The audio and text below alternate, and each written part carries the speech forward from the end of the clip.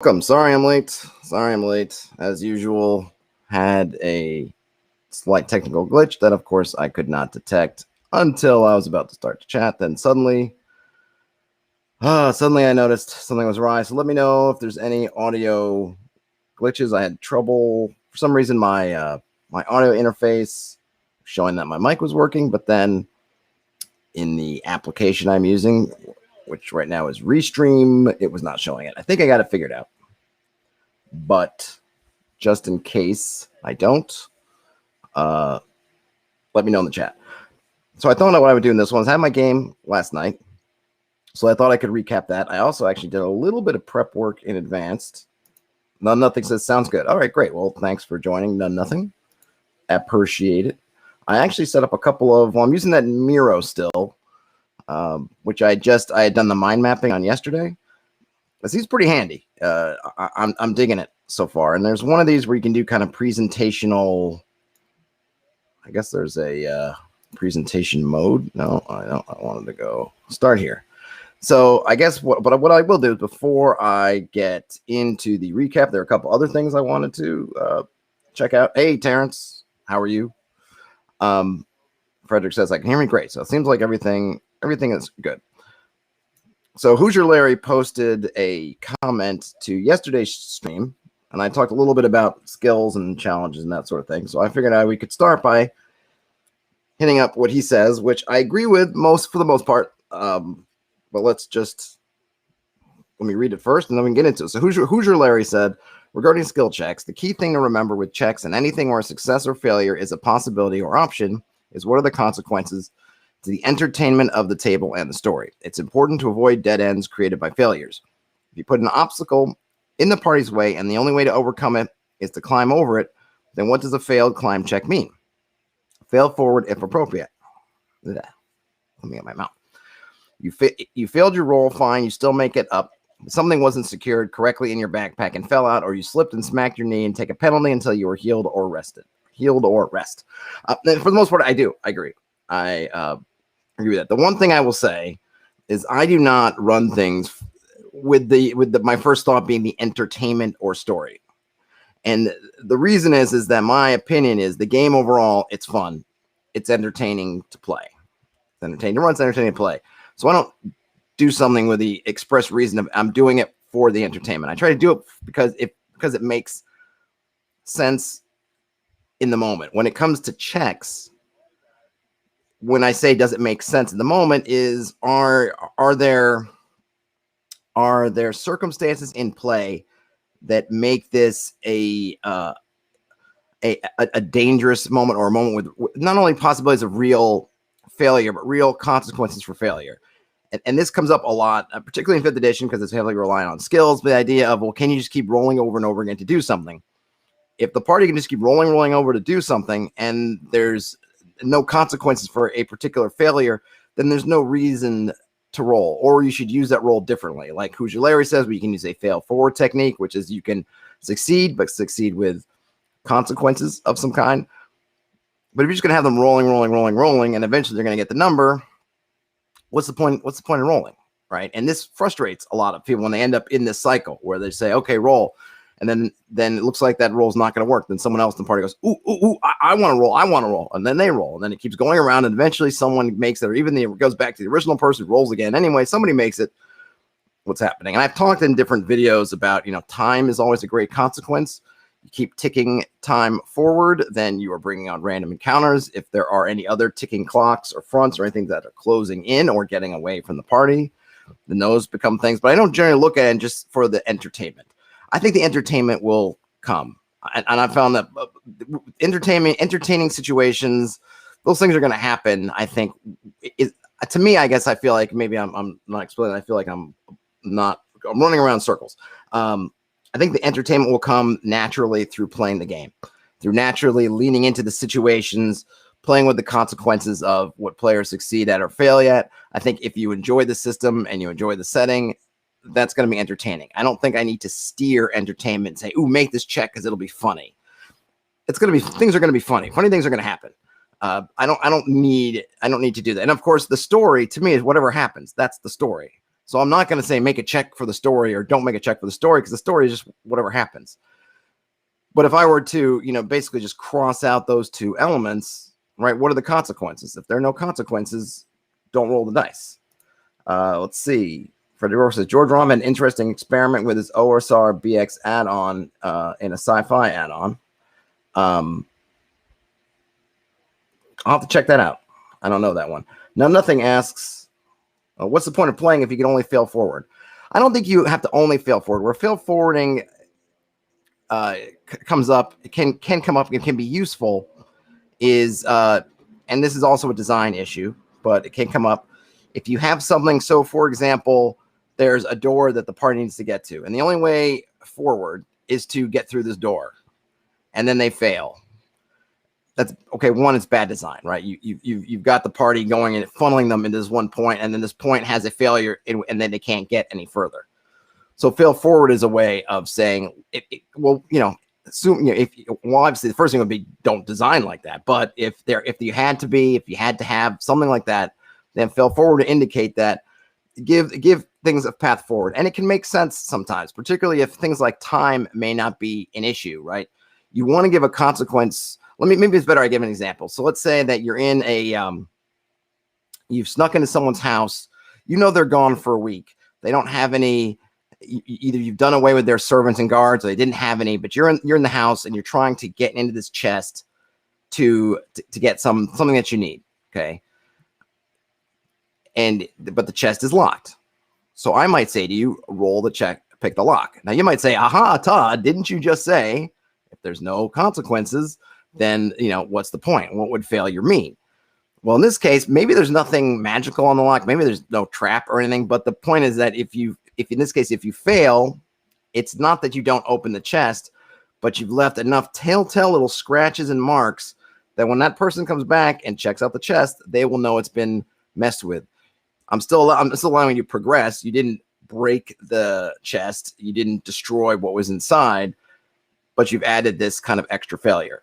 Or not failure, but you have added this extra consequence on the end of it that you might have avoided had you done a better job picking the lock. So you can look at failed forward as either succeeding with consequences or failing but being able to move forward. It does have its places. I don't think any game would say just use it, and I think a lot of it is that circumstance. Usually when you talk about fail forward as a technique coming forward as a technique being used, it's really about avoiding those log jams in which you've placed yourself saying the party has to succeed at some kind of task to move forward. So you've gated everything on success or failure instead of getting them blocked and potentially getting frustrated. You're getting frustrated. You figure out a way to allow them to go forward, but still providing extra consequences. There still is a cost. There's still a price. It's not for free. Hey, everyone succeeds all the time.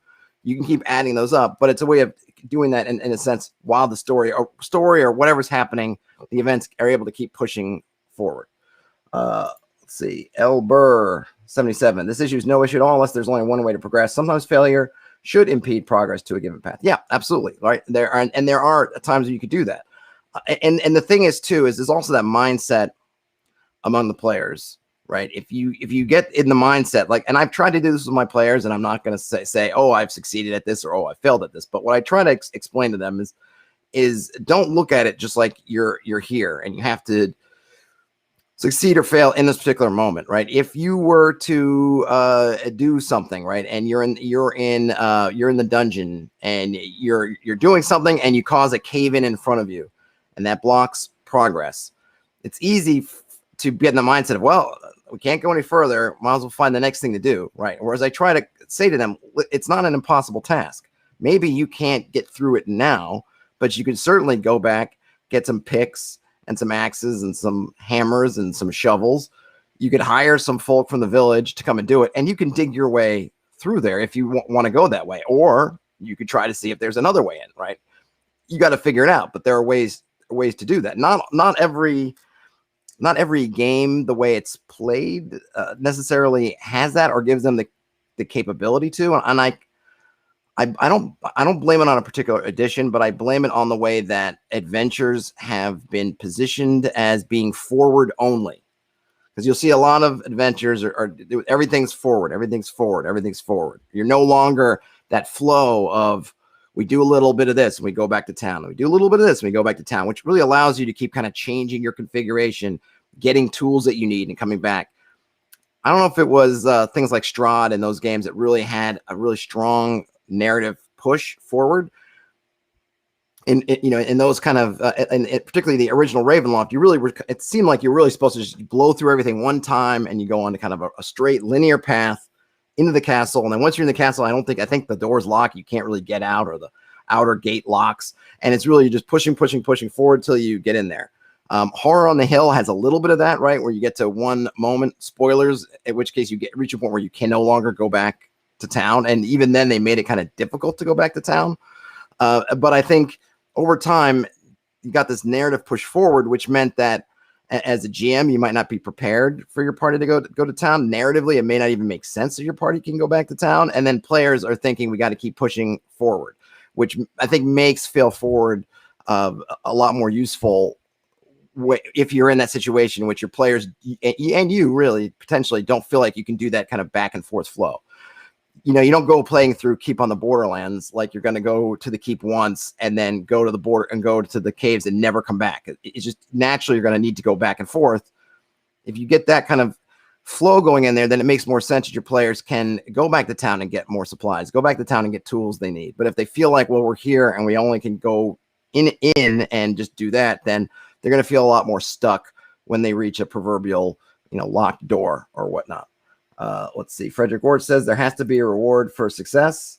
Yeah, sure. Though, of course, the success could be just, getting through the next area. And that's particularly true if it's not something that they have to get through, right? You find a secret door that's got a secret way through. That secret way through, whatever, that is the reward. But yeah, you should have a reason.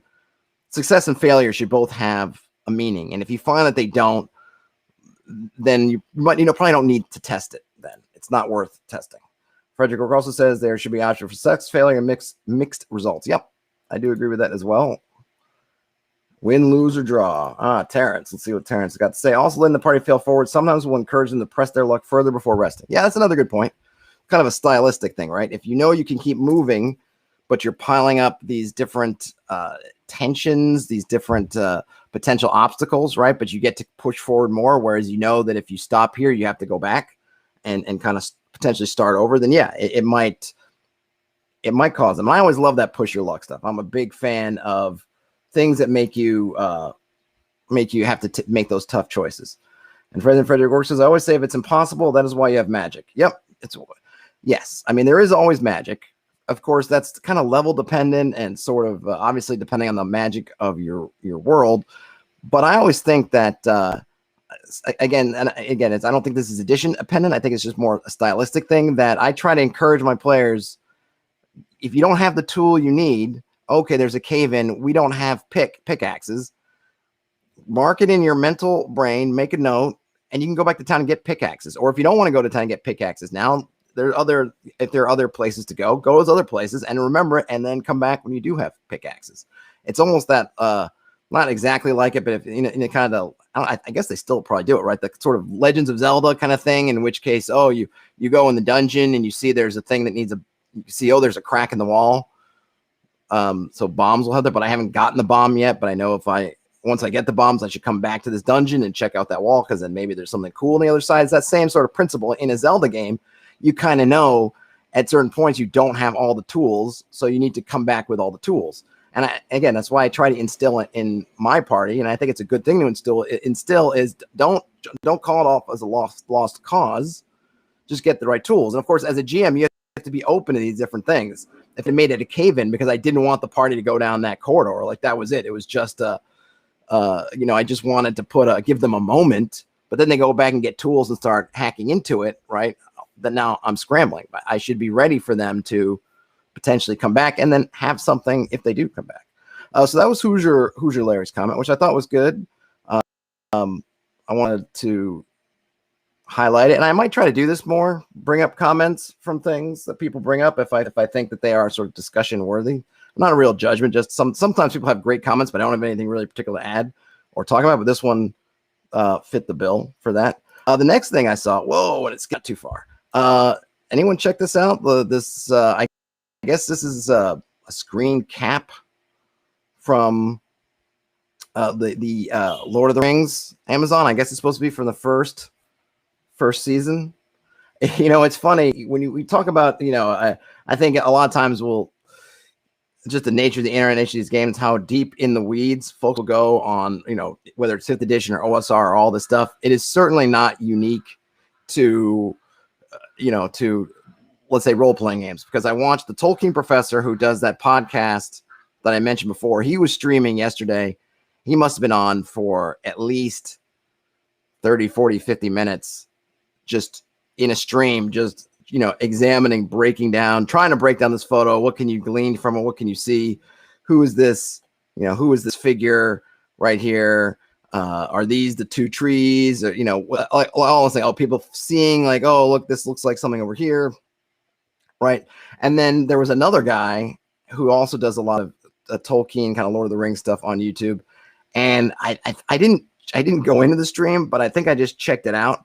And he was on like 5 hours of, I'm sure he just wasn't going over pixel by pixel this image, but just, examining, re-examining, I'm sure making lots of guesses and everything about what this is about. I think it's a really cool picture. I like it. I don't know. I don't usually do wallpapers, but I could certainly see throwing this on sort of my inspiration board. I'd never thought what kind of the two trees might look like. And here they are here. If you're not familiar, back in the, I'm not super in on the kind of Silmarillion, the deep history of Middle Earth, but it's at one point the light that lit the world was from these two trees, and they ended up being destroyed. But this is obviously from a time far back, sort of at the beginning, when these two trees still existed. This is, I think it's Valinor, which is the home of the gods, essentially, where the Valar and the Maiar and those folks lived. And of course, also the elves before. Some of the elves always stayed there, but others of the elves got booted off. Basically for the whole Silmarils, these gems. There's a lot. There's a lot going on there. It is really a pretty image. I don't know when this show's supposed to come out. It seemed pretty. I'm definitely kind of hyped up for it. I watched Game of Thrones and I enjoyed it, Game of Thrones in certain ways, but it didn't fully I don't know, scratch my itch, I guess, for this kind of show. And I'm hoping this one will do a better job. I think ultimately with Game of Thrones, I felt like Tolkien's universe has a real, I don't know, morality to it, and it has a theme. Like there are things he's trying to say, powerful things. I think things that speak to me in that work. And I never got through the first Game of Thrones or Song of Ice and Fire, whichever the first book was called. So I don't know if there is anything similar to that in the George R.R. Martin books, but I didn't get that feel from the series. It just seemed to me not random, but I couldn't get an idea of what is he trying to tell us? Like, what are they trying to say through these things? I think you can read The Lord of the Rings and you can see, you can get a glimpse of things. What is Tolkien trying to tell us? I didn't get the thing of, what are they trying to tell us through these stories? It kind of came across like a bunch of history stuff. Things happen. These guys were smart and these guys were less smart and these guys got killed and people will come, people will go, which is fine. But I didn't get that feeling of what's traveling through this story that I kind of want to care about, besides other than me liking particular characters or not liking particular characters. So I am excited. I'm excited for this one, but I don't know when the heck it's supposed to come out, and I can't imagine. Well, I don't know. I don't know when it's going to come out. All right. Oh, I should have gotten rid of that. Get out of here. Oh, no, not going to delete. Maybe it's because I'm in presentation mode. Is that why? That might be why. Get out. Thank you. So yeah, let me go over my game recap. There wasn't a lot that went on in the session last night. We started a little bit late, as we are wont to do. So we only played for probably a little bit less than 2 hours. And a lot of that was actually taken up by the combat. Not because the combat was particularly complicated, but the party didn't, as happens sometimes, they're not look, they're not tacticians, right? They didn't. We ended the last session with they found this pond, about 100-foot wide pond, similar depth and a sort of 100-foot wide, 100-foot long from their standpoint. Most fairly round pond in the woods. One of the characters decides to go in and wade into it. It's very mucky. There's a lot of mud. He's kind of sloshing in it. There's a little bit of that mist that's kind of hanging on it. And they got this idea that the mist comes from the pond. It doesn't. It comes from that elemental, which I thought was fairly clear when I explained it, but time and things, it just, they are now thinking, oh, this is where the mist comes from. It doesn't, but hey, if they want to think it does, that's fine with me. In any case, oh, wait, here, oops, I forgot. I see a comment. Let me hit the comment. Jack Hole says, in Game of Thrones, I found it difficult to root for the characters after Ned died. They all seem like bad people. Right. Yes. So just to jump back into Game of Thrones for a minute. Yeah, I would agree with that. There were very few characters that really stood for something, and then they would kill those off, which made it seem like, are they trying to say that you need to stand for nothing, which would be a fairly negative, almost nihilistic point of view. But that would be a point of view. But then, of course, Jon Snow did stand for something, and he does. I mean, he does tend to. I mean, I guess in the end, he's sort of the hero. He's the, I don't know if you want to say the ultimate victor, but he wins. And yeah, I didn't get a sense of, well, are they trying to say that? Are they trying to say something? What are they trying to say, right? And if it is that you just have to be ultra practical and everything else just gets you killed, I mean, that's fine, but I don't know if that's a world that I really want to be in. It may be real, but I feel like, a world where you sort of stand, it's important to stand for things that should mean something in some way, or at least you hope it does.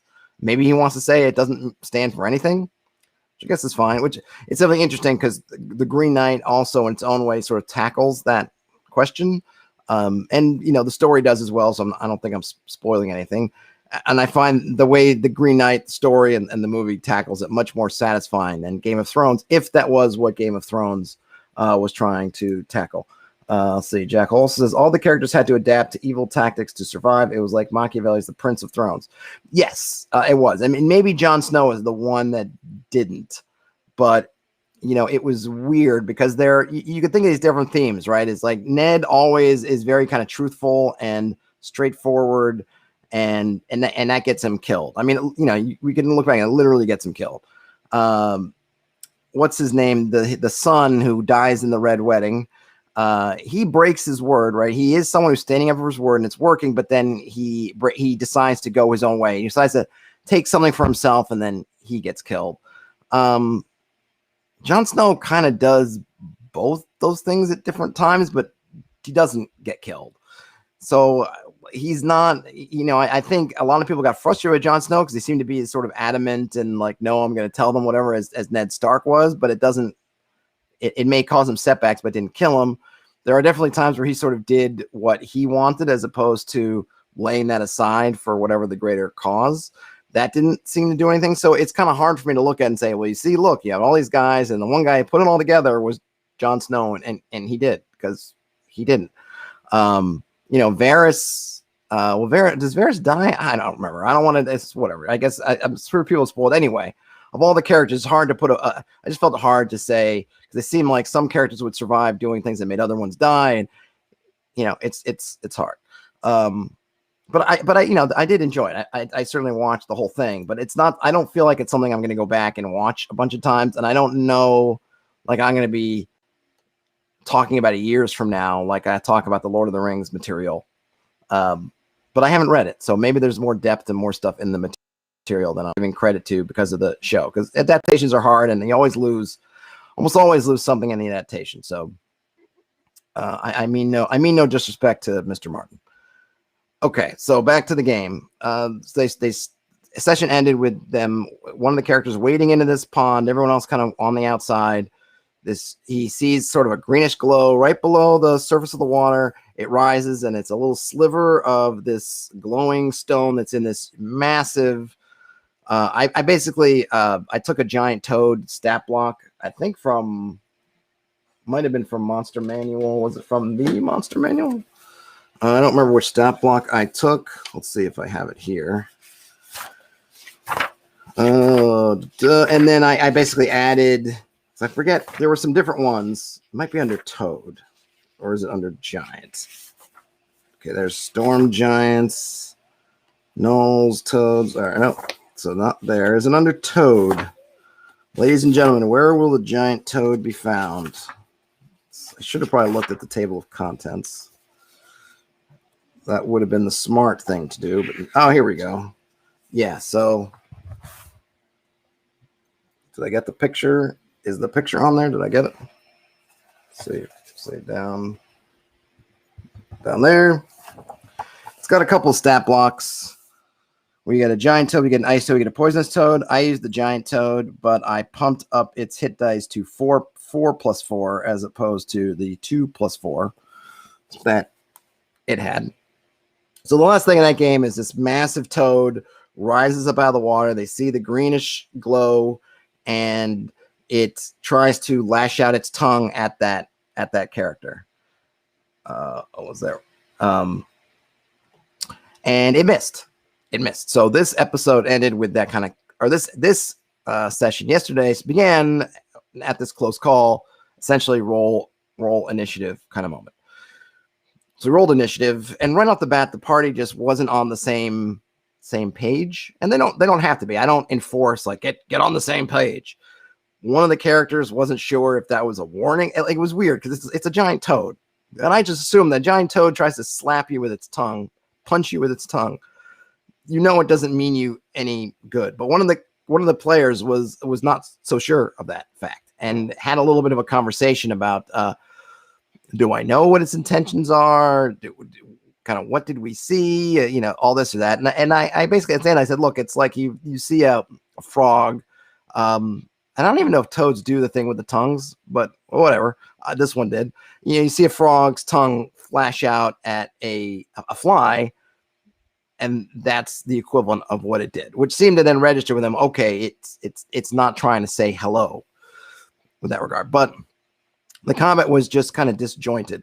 Another one of the characters. So that character was back on horseback, and I think he had to load, or he fired his crossbow, missed, and started reloading. And of course, in my game, reloading even a light crossbow takes your turn. So they're great as sort of first fire weapons, but then if you're going to keep firing the crossbow, you have to spend your next turn reloading it. So he fired it, and then he's spending, I think he ended up firing it like 2 or 3 times. So then he spent a lot of turns also loading the crossbow. So so it's not particularly efficient. But again, he wanted to stay. He didn't have a ton of hit points. He was trying to kind of stay back. So it totally makes sense. Let's see. Terrence says, is the toady nice on the inside? Does he need a hug? Well, yes, and he did in fact hug very strongly one of the hirelings, poor Rungif, who came up to support his employers. He got tagged, and it did about 8 hit points, which was more than poor Rungif, who was just a level 0 mercenary, had. So I narrated how the globby part at the end of the tongue like struck him right between, sort of right in the head and neck area, and you hear a sickening crunch, and then it just the tongue just retracted with the body and just took it into the mouth, which really surprised, I think, everybody else. I don't think they were necessarily ready for that, though. I don't know why not. It's not like they should have known, and I think they probably did know in their heart of hearts. These hirelings don't have a lot of health, and I rolled well in the damage, and it was an open roll. So they saw the number, and then one of the other hirelings. Then I should put the screenshot because I took a screenshot of it. I rolled his morale, and he rolled. I literally on a 2d6 with a minus. I think I gave him a -4 modifier because he was also up front, and just saw his fellow hireling go in. I rolled 2 1s, so his morale ended up being a -2. So he just took off running. He didn't run very far, but he bolted. So the party was quickly down to essentially just the PCs. He did get an attack in with his spear before things went south, but the party was just kind of disjointed. So the one guy who was in melee with it was kind of circling around, trying to use their sword to hack at it, was not having much success. He'd already taken off his armor to wade into the swamp, but he did have, he's the guy who has kind of a Witcher character. And when I don't really know anything much about the Witcher, but I looked him on Wikipedia and I gave him these sorts of, because it's not exactly the Witcher, but I gave him these sorts of, I forget exactly what I call them, these hexes that he could put on himself. And one's a hex of protection where he can essentially drop down his armor class some. So he put that on. So his armor class wasn't awful, but it wasn't great either. He's in there. He's got his sword. And then the last character, who is a dwarf cleric of sorts, he has this ability to summon elementals, earth elementals. But interesting, and I wouldn't say but. He really gets into doing things, trying to be really creative, but in some ways that end up, again, there's that efficiency puzzle, right? I talk a lot about how, RPGs, OSR, I think in particular, the whole game is a series of puzzles within puzzles. And in combat, you're in it, you got surprised, which is usually bad. And if the toad had rolled better on his first attack and rolled that kind of damage, it might have ended that one character's life. If not right then maybe the next turn when he was engulfed and starting to take damage that way. Efficiency can be important, right? So you have one character who is determined to stay at range and not take the risk, but in doing so, that ranged attack requires them to only be able, or only allows them to even make an attempted attack, every other round. So there goes a bunch of efficiency right there. If this combat goes 4 rounds, instead of attacking 4 times, he's only attacking twice. And I think maybe he only did attack twice, because at one point, because I do that roll, I use the Lamentations roll for firing into melee, which is the fire into melee, you can do it, unlike in BX, I think, proper, which just says you can't. I say you can do it, but there's a 50% chance you're going to hit either one of the combatants. And then if you aim, you can lower that chance. But of course, aiming takes another round, right? So if you were to fire, reload, then aim, then you're once every 3 rounds. So there's a big efficiency hit for that. So he wasn't taking the aim option, and the other character who was in melee was basically saying, just fire, do it, kind of like that. He was feeling it. He was feeling invincible in the moment, which I guess was good. He didn't end up getting hit actually at all. Oh no, that's wrong. I'm sorry. He did get hit. So we have this efficiency puzzle. Now the other character, he's got this elemental, and he can, at one point I'll get more into the mechanics, but he can choose when he's summoning them how large an elemental he wants to summon. And the larger the elemental is, the less likely that it's going to work at all. And the less likely that if it works, the elemental is going to be friendly. There are chances that the elemental can turn bad and just attack him. And I also roll periodically for morale of the elemental, doing different things. At some point they can get angered and end up breaking the connection or getting momentary control of it enough to essentially attack them and then leave. So he's got this cool kind of ally that he can bring up and do it, but there's some danger there. The danger hasn't, and I haven't forced the rolls to go bad, and I've just been rolling. He's been rolling really well, or I've been doing the rolls behind the scenes on morale, and they're always pretty good. So I haven't had a chance to actually get into what happens when one of these guys turns on him.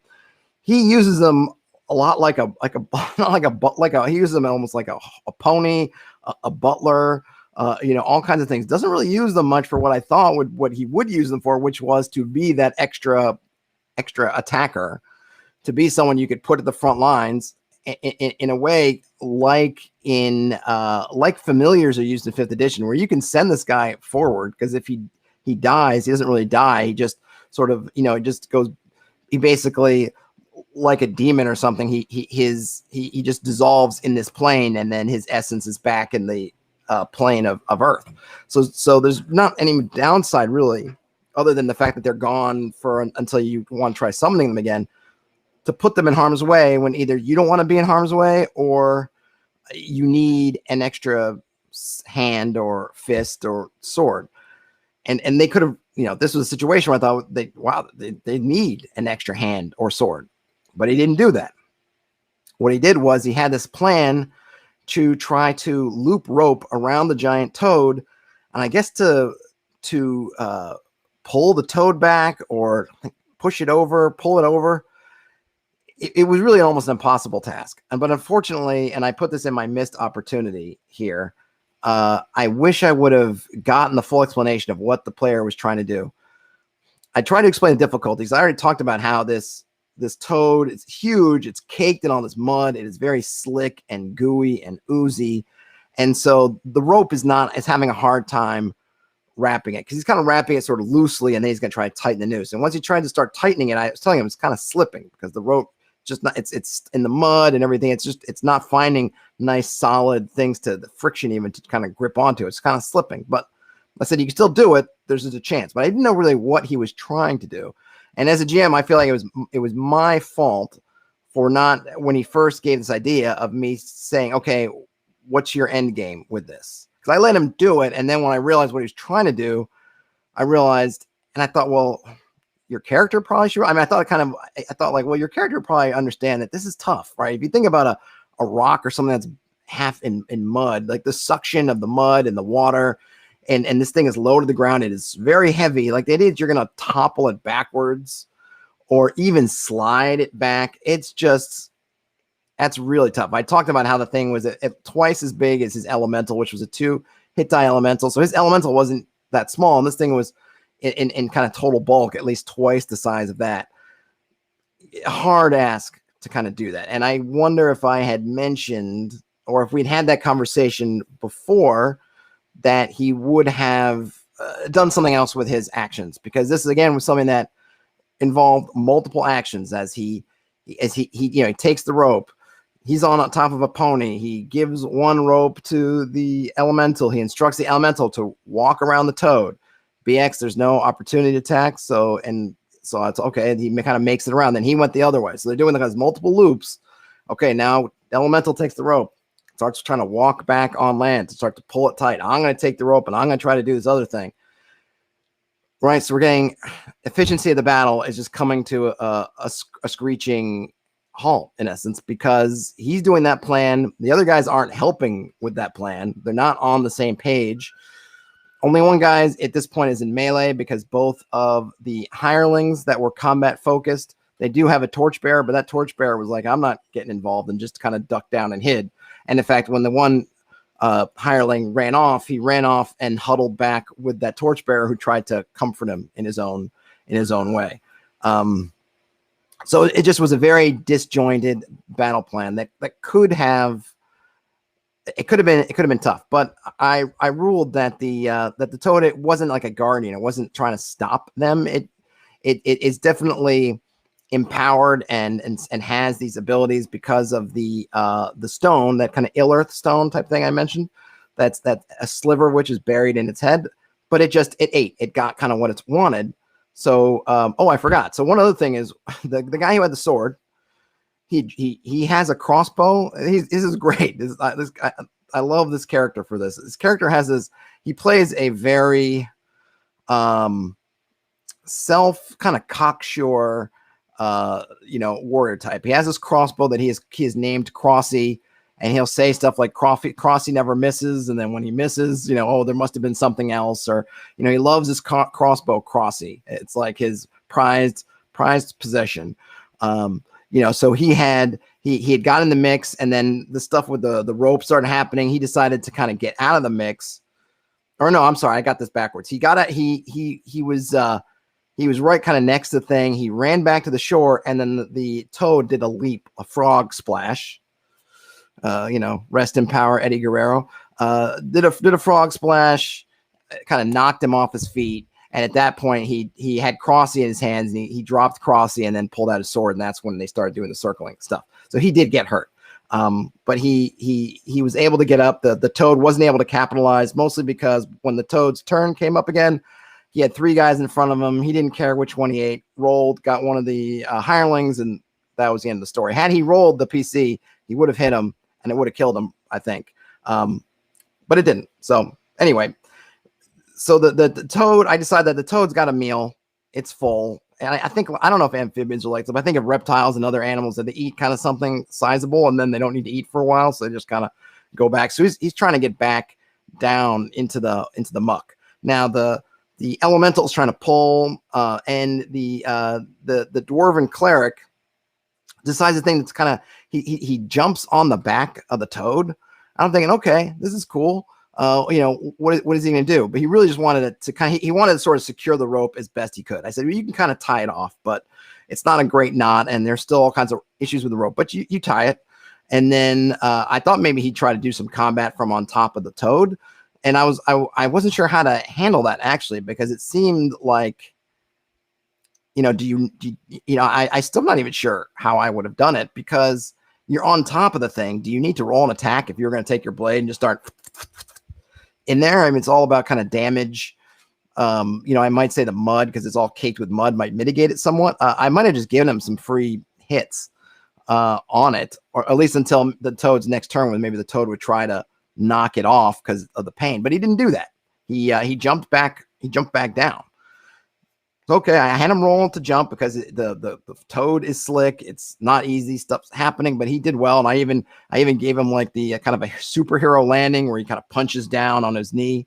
He lands, which is kind of a funny moment. The elemental's not really able to pull the thing much. They're kind of having this tug of war, and I was telling him how the toad's kind of winning that battle a bit. So then on his next turn, again, the other guy's kind of reloading. The other guy, the one guy in the back, I think he reloaded and fired, and then it was kind of reloading again. And he wasn't sure whether he wanted to fire again, whether he wanted to go over and try to help the elemental pull the rope. He was torn. Again, they didn't have a great kind of united game plan, so they're just sort of scattered. And I think they're probably not going to learn that lesson from this battle, but this is really, I think, in one of the ways that you can really end up in deep trouble as a party. They weren't together. They were sort of scattered around this battlefield. They weren't all on the same page. They weren't doing all the same things. So everything they're doing is kind of on their own, right? Maybe if they pulled all themselves together to do the tug of war, it might have been easier for them to do. I still would have made it tough, and I don't think it would have worked, but at least they could have tried it with their best, right? But they didn't, because they weren't all doing that. So he's doing that. The other guy's got his sword. The dwarf now is standing in the muck. He grabs the rope to try to help pull. And at this point, the toad is basically going down and in, right? He's going kind of back, but he's not going just back straight along top of the pond. He's going down. He's kind of backing up and essentially starting to push down and swim down in the deeper parts of the pond, down in the muck at the bottom. And the poor dwarven cleric rolls. I think he might have even rolled with advantage. I think so you can use, I've mentioned this hero dice system. You can use your hero dice to add attack or disadvantage. So just for folks, there's 19 folks in the room here. So let me kind of reset. I'm running BX. It is a homebrewed BX, fairly heavily homebrewed, but really just on the player side. And the players have hero dice. I believe I have it's 3 plus their level. So right now they have 5, and they can use their hero dice for a number of things. Some powers will invest them, which means they take their hero dice and put them aside. And and sometimes if they are invested, they can get those dice back. So they put them aside, and then they might get them back. Some powers cause them to just spend their dice. I want to do this. I need to spend a hero die. It's gone. On a long rest, your kind of overnight rest, you get your dice back. So spend the die, it's gone. And then you can also, some things will have you risk dice. Spells are generally a risk dice. You can choose, you have to roll. I use the cleric turntable. Basically, you have to roll, I think, 7. So if you're rolling a spell, we don't have a wizard, but the cleric's got some spells. But if you're going to roll a spell, the target to roll is 7 plus the level of the spell. So 8 would be a first level spell, 9 a second level spell, 10 a third level spell, right? You could choose how many dice you want to risk. This is a risk. So you could try and say, I want to cast a second level spell if I have one, if I know one. I can roll 2 dice, which is the minimum, because you got to be able to get to the number. You can't get to the number on 1 die. 2 dice. I can also choose 4 dice. So you can decide, I really really need this spell to go off. So I'm going to spend all my dice on this one spell because this is a big moment. Or you can choose to be risky. Say, hey, I'm just going to spend 2 dice and hope I get lucky. Now, you keep, when you're rolling a spell, it's the risk part. So the risk is that you only lose your dice if you roll a 5 or a 6. And the reason I did that was I felt like it was a nice consequence of, hey, I rolled really well, but it's kind of that exertion. And I also felt like I didn't want to jam you if you rolled a 1. I feel like it's penalty enough if you roll a 1 or a 2. Because at first, when I first was drafting this idea, I said, well, when you roll a 1 or 2, you lose them. But then I thought, man, aren't you just piling on something bad on top of something bad? Like, it's bad enough if I roll 2 dice, I get 1s and 2s. That's basically going to fail anything. And there's whatever consequences of the failure are. And then on top of it, I lose those dice. So I flipped it around and said, if you roll 5 or 6, then you lose your dice. You can also spend dice for advantage, like you can as if it was inspiration in 5th edition. You want advantage on basically anything. Anytime you're rolling a die, a d20, whatever, saving throw, to hit, damage, whatever it is, you want to go with advantage, you could spend one of your dice. And then the other thing I have is that when you get knocked out, you get to 0, any dice you have give you that buffer of negative hit points. If you have no dice left, and the reason that my reasoning here is that your dice is like you exerting your energy for the day. And when you don't have any left, you're kind of tired. And so you don't have much latitude left for mistakes. If you have your full dice, then you're sort of refreshed. So it's useful for them, especially at this point. I think they've wanted to kind of walk around with having a couple of dice, hero dice on, not used, because it gives them that extra buffer, which I think one of them had to dip into. They had 3 dice and they ended up losing, ended up being able to go down to -3 as opposed to 0. So there's a lot of uses for dice. And I think, and again, small sample size, and I still haven't fully tested it out. It's really just this one game. I think it's worked fairly well. The player characters, they have sort of powers and abilities that are definitely souped up compared to your normal BX crew, but they can't overuse them. And some of the powers that, like I mentioned in the prep stream, some powers that they would have all the time is, say, a vanilla BX cleric. The cleric that I had in my game, he had to spend dice, so he couldn't just turn undead every round. He had to determine how many dice he was going to spend to try to turn them, and that same risking would come in. He could lose those dice. So there's a lot going on with the dice. So so short story made extraordinarily long. The cleric, or the dwarven cleric, trying to pull this rope, he rolled with advantage because he was hoping that he'd be able to pull, and he rolled double 1s. So instead he got pulled. I ruled that he got pulled into the muck, in the pond. No, it wasn't like, oh, you're drowning or anything. It's just now he's underwater, but he was wearing chainmail. And he was, sort of weighed down. He did end up escaping. The next round, he let go of the rope, or he kind of pulled himself back and let go of the rope. I think I had him roll. I forget what I had him roll to do it, but he was able to pull himself back out of the muck. At this point, it seemed like finally they started to think about, maybe we should let this thing go. And it just so happened that I'd been rolling saves for the rope, because the elementals just kind of, he's basically got a one-track mind, and his last instruction was to pull. So he's just kind of pulling, even though it's not working. And finally, I'd been rolling really high for the rope. The rope was probably getting the hottest rolls of the night. It was, it just bam, 20, bam, 19, bam. Oh, I was like, hey, this rope, man, remember this rope. This is the rope of the gods right here. But finally, and I would say almost mercifully, they're having this conversation, and it was like the fates just decided.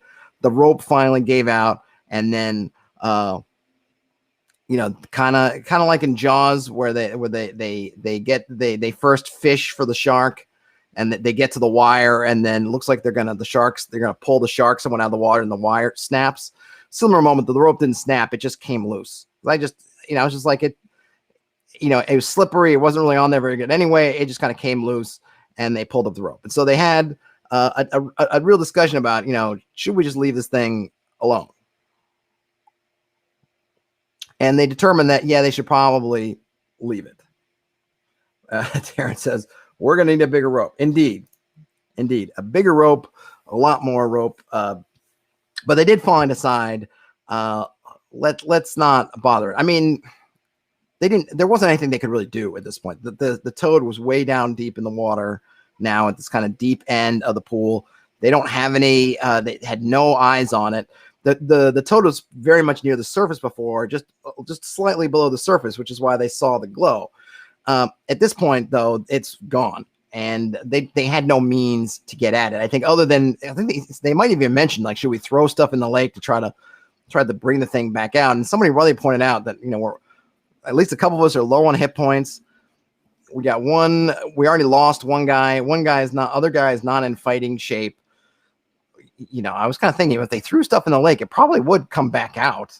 I mean, it might if it got. I don't know, I'd roll some dice and see, but I don't know what it would do, or what they would do with it. So there ended the battle with the toad. I guess I would say it wasn't a resounding victory for the toad, but the toad did get a meal out of it, and the party lost. They'd lost now 2 of their 3 fighting hirelings, so that's a blow. And then this happened, and I'd mentioned that I was sort of inspired by seeing the Green Knight, and I wanted to bring in this kind of enigmatic character. And so I had them come in now, which was funny because I thought maybe I'd bring him out during the combat. And I said, I don't want to do that. And it was funny because at one point when it was looking pretty dire, one of the players started saying like, boy, this would be a great time for a Deus Ex Machina, kind of as a joke. And part of me was like, oh gosh, I was almost really, now I really can't do it. I wasn't going to do it, but it was just kind of funny because that made it seem like, yeah, I'm not going to do that. But I did have him show up now. And I decided, the name I've sort of got working for him is called Sword Verdigris. I don't know if that's what I will end up calling him, but it works for now. They don't have the name. They haven't gotten it yet. So I am free to change it. However, the other thing I did was I gave it, I borrowed stuff from a sort of Tom Bombadil, in the sense that, and remember I talked about, I've been watching or listening to the Lord of the Rings, that Lord of the Rings podcast. So I threw some sort of Tom Bombadil in there, and I gave him these songs, and he was sort of enchanting things from the song. I didn't sing it. I actually typed them into the chat. I was trying to and I was doing these. I didn't pre-generate these. I was just kind of trying to riff on them while I was going. And so the first line, he says, the first thing they hear of him is this kind of song in the distance. And the song says like, hey, Atodi, you stay sleeping deep in the mud that is a reeking.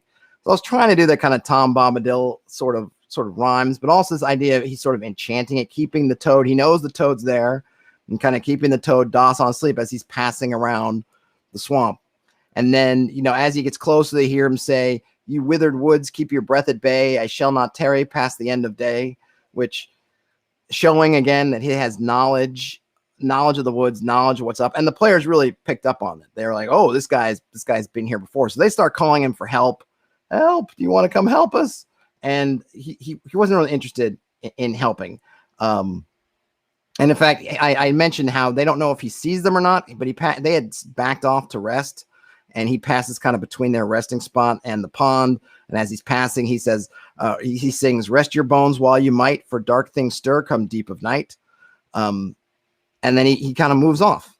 But the party, sort of, I think, somewhat desperate at this point for something good to happen, sort of follow him, and they catch up to him easily because he has a horse, he's walking it.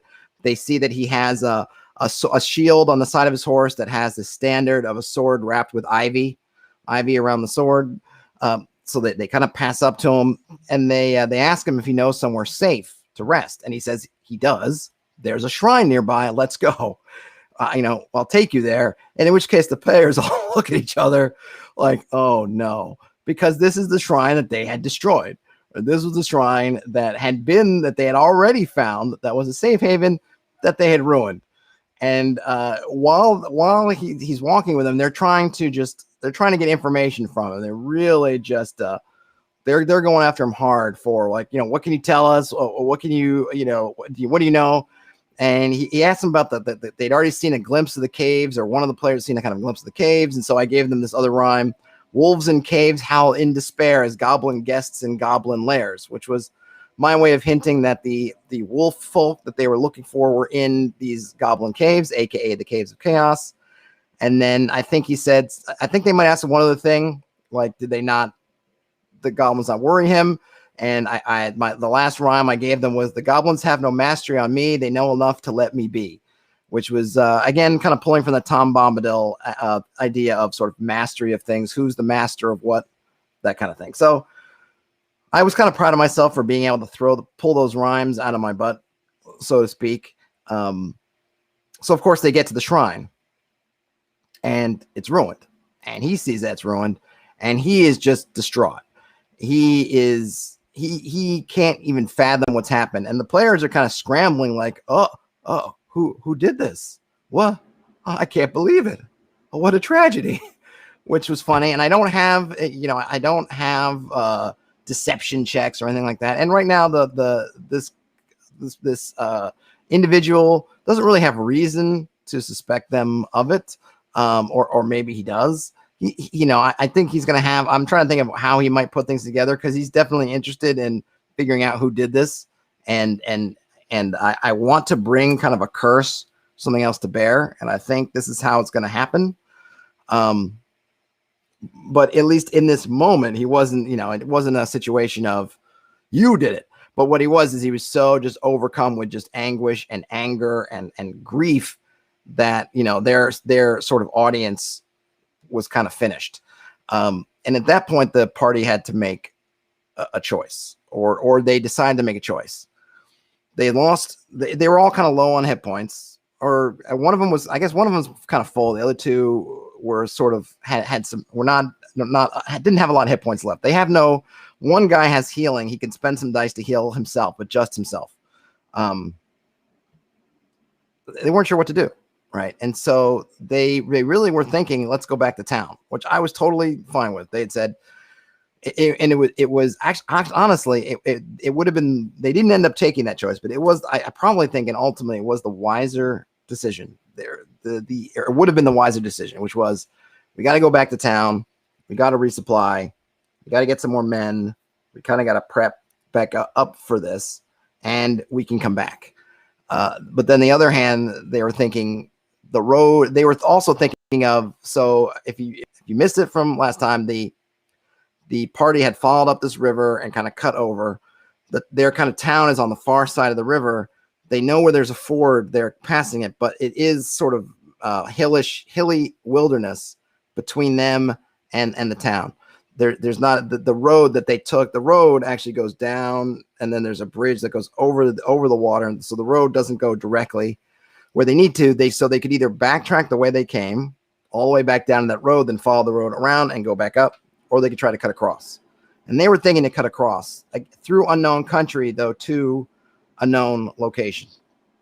And they were thinking, well, that would be dangerous in its own regards, which is correct. Or they could continue on towards their immediate goal, which is fairly nearby, which is, the Caves of Chaos. Of course, they don't call it the Caves of Chaos yet. It probably would have been the smart decision to go back. I mean, I don't know. We'll see in retrospect. Whatever they do, however it is, going back, though it would have posed problems of its own. They would have been able to sort of refresh their numbers, maybe get some more kit, kind of figure out things. But they decided against it. And the last choice as the game ended was, we shall continue on. And I think what I'm going to do is start the next session with the sort of the cursing of the destroyers of the shrine, which I think will be really interesting to see how they handle it, and sort of what they think about it.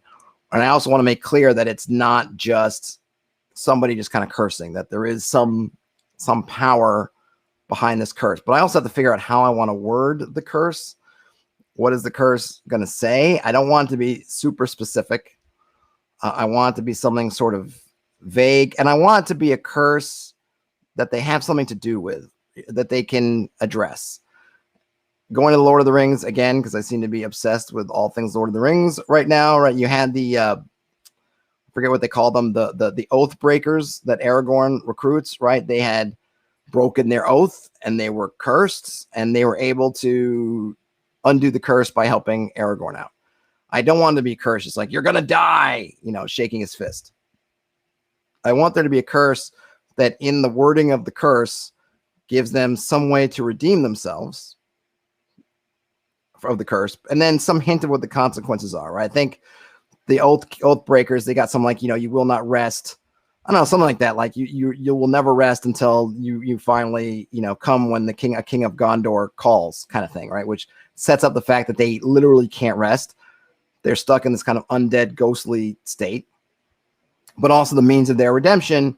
Next time a king of Gondor calls you, you answer.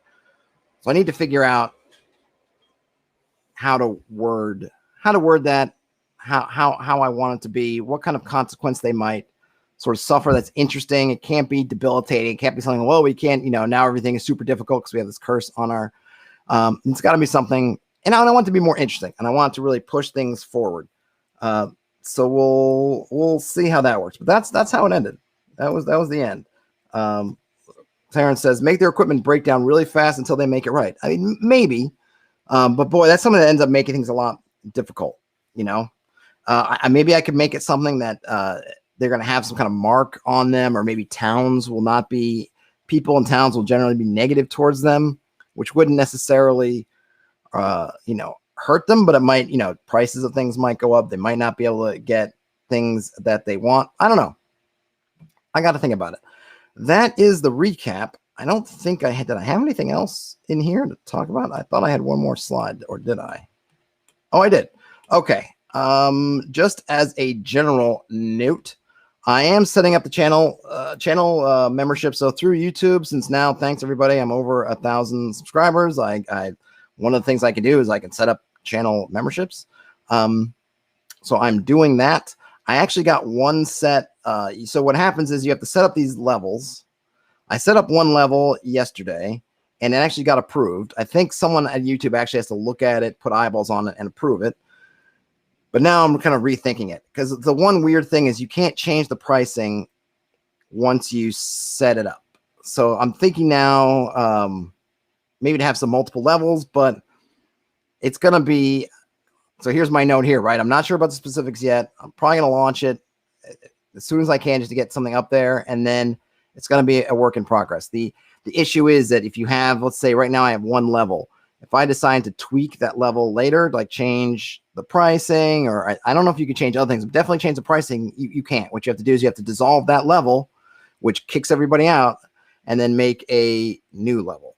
So I'm trying to figure out how to do this. It'll just be the least amount of pain in the butt stuff. And I'm also trying to look at, they give you all these ideas for perks, and I want to be, I feel like what I'm going to happen is I'm going to have all these different streams of people who are nice enough to support me, but get all these kind of weird things. So if you're on Patreon, you're going to get more access to stuff that I actually produce content-wise, because I can upload it to Patreon.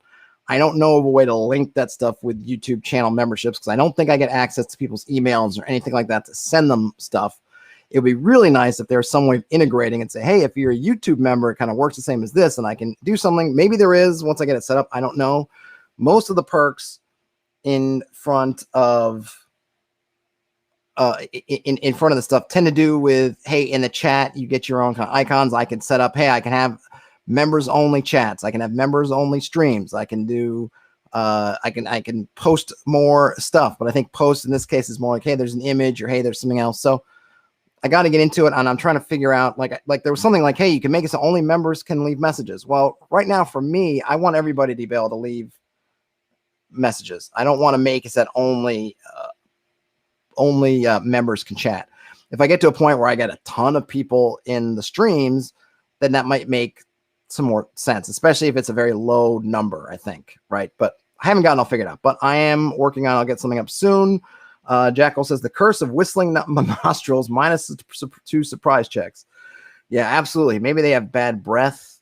There could be some fun stuff with the curses. I want it to be fairly easy to mechanize in some way.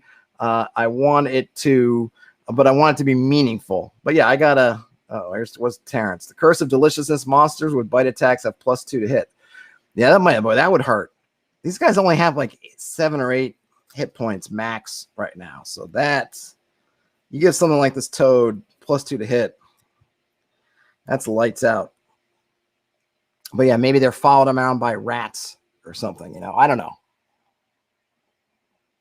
I gotta figure it out. But that was game night. And like I said, my one, if I want to go back and talk about what lesson did I learn?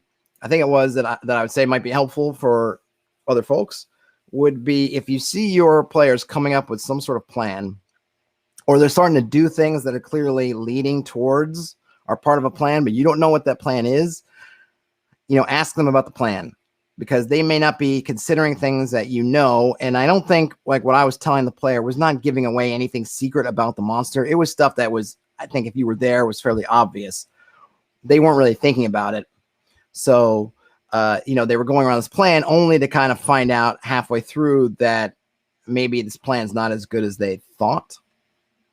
So, and in this case, did they waste, did they, because I wasn't on the ball of trying to set them up for success, just in terms of appreciating the nuances of the situation, did they waste a bunch of time that they could have spent on something else? And maybe they did. So that's something I'll try to be better at in the future. I mean, I really do try to ask them, but sometimes I just get caught up, and sometimes they're cagey about it. I don't know if it's because, and this happens sometimes, or a player will think, if I tell the GM my plan, suddenly the monsters are going to have knowledge of my plan, which I get because I've been in that situation as a player where I've said, like, here's the plan. And then suddenly the monsters know the plan. And it's like, right? And you almost feel like I don't want to tell the GM my plan because I don't want him to just mess up the plan because he knows it. And then I try to be cognizant of that. Because I even think just subconsciously you can do that because you know where things are heading. Suddenly your monsters kind of know, and you don't mean to do it, but you're doing it. So I get the urge on a player to, keep your plans close. But I think it's helpful as a GM to ask the question, what is your goal? What are you trying to accomplish with these things you're doing? Because maybe your character, or you should know something that you just don't know because I didn't explain it well enough, or, whatever that I can illuminate for you so you don't go down a dead end and then feel that it was unfair, right? Because that player could feel like, hey, that was unfair. I want to do these things and I got jammed up because Todd didn't explain X, Y, or Z. So be cognizant of that. Curse of the Holy Pockets, just losing XDX gold every day. Ooh, that would be a good one because they actually have a lot of gold. Or maybe their gold will turn to fool's gold or something else. That's Lincoln 06. I like that one a lot. That one I might have to integrate. And Jackal says that does strike at the greed, which is what got them as mess to begin with. I like it. Yes, that definitely does strike at the greed. I like that a lot as well. Anyone have any final things before I get out? Gold turns to lice. Ew. Terrence, that's nasty. That's nasty, boy. That's nasty. All right. So any closing comments before I shut down this bad boy on a Tuesday? What have you got for me? I hope this was useful. Do folks like these recaps? I don't know. It's hard sometimes when as a creator, I at least for me, I don't know for other folks, I get caught up in the analytics, looking at Google. Did I lose subscribers? Did I gain subscribers? Doing this, doing that. And, I think sometimes you can zoom in too close on that stuff and you lose sight of the bigger picture. You get caught up in like, oh, somebody left today, or, whatever. Lincoln says campaign diaries are always fun. Great. And then sometimes, a video may not do as well as I like. And I don't know if it's just that video. Did I not promote it? Get it in front of the eyeballs they need to get in front of, or is something that people aren't interested in? Because I'm sure there are topics that people are not interested in me talking about, but maybe they're interesting to me, so I try them and then they don't perform well, and it's kind of hard. And I felt like the recaps I did before, I don't know, maybe I was just not in the right place. They didn't seem to be doing that well, and I know I had at least one person come to me and say, "Hey, please do more recaps." But for the most part, people seem to be clamoring for them back, so I thought maybe people just aren't interested in it. But I like the stream format better for that, because then I can, talk to you guys in the chat and it's more of a conversation. So we'll see. So I'll keep it going. Hopefully I do like trying to come up with, here's a lesson I learned from the session. You always learn something, and I'm no exception. Sometimes I think if I didn't learn anything in a session, then probably nothing really happened in it. This one, not too much happened, but it was sort of import. So it was good. Terrence said you should have done one for our show. Well, you still can. You can always do a catch up. Or back, let's see. Jackal says the recaps are great. Your game sounds fun. Thanks. I think the players are enjoying it. I'm enjoying running it. Fred Daniel says nice live stream and chat. Thanks everybody. Yep. Thanks everybody. Yeah, mostly so you can make fun of Kevin some more. Well, you know, Terrence, you gotta do what you gotta do, right? All right, folks. I'm gonna call us one a wrap. Have a great rest of your day, evening, night. If you're watching or listening to this later, have a great rest of whichever day, night you are watching or listening to this. Game on, everybody. Talk to you later.